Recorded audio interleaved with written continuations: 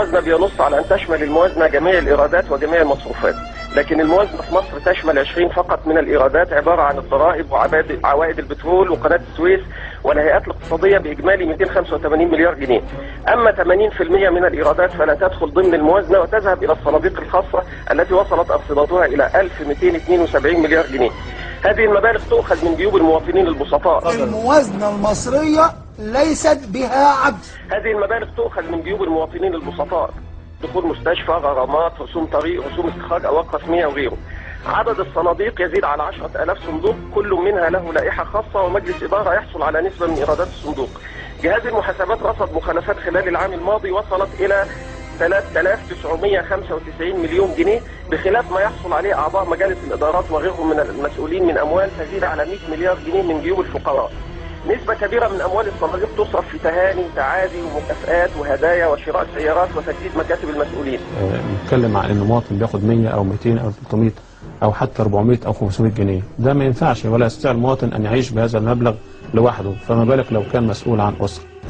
فإذا كان وحتى هذه المطالبات اللي تمت قدام مجلس الوزراء بيدعمها حكم قضائي صدر من أسبوعين بيلزم الحكومة بأن تضع حدا أدنى للأجور. الموازنة الجديدة اللي هيناقشها مجلس الشعب الأسابيع القادمة بها عجز متوقع 187 مليار جنيه، مما سيصل بالدين العام إلى أكثر من 1200 مليار جنيه، وستكون فوائد هذا الدين في العام القادم 92 مليار جنيه.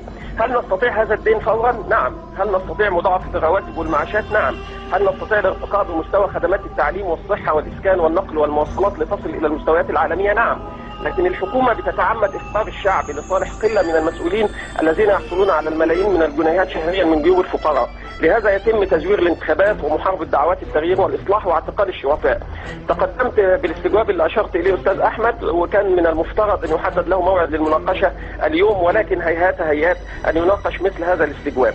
الحكومة بتتحدث عن علاوة 7% للموظفين السنة الجاية، وتتعلل بعدم وجود موارد، بينما الصناديق بها مئات المليارات، وهناك أراضي منحت لكبار رجال الأعمال مجانا تزيد قيمتها عن 500 مليار جنيه. هناك غاز طبيعي يصدر لإسرائيل وغيرها من الدول بأسعار أقل من سعر التكلفة يضيع على مصر أكثر من 100 مليار جنيه. البترول المصري أستاذ أحمد بيصدر منذ 30 عاما، منذ توقيع اتفاقية كامب ديفيد لإسرائيل، بسعر ثابت قدره $6.8 للبرميل.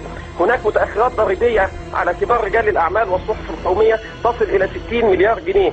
هذه يعني أكبر قضية فساد في تاريخ مصر، وأكبر جريمة لنهب المال العام في مصر. ويعني يا ريت الشعب المصري كله يتكاتف من أجل دخول هذه الأموال إلى الموازنة العامة لتحل مشاكل مصر فورا. لكن كما ذكرت حضرتك وكما ذكر ضيفك الكريم، هذه سياسات لإفساد الأجهزة التنفيذية.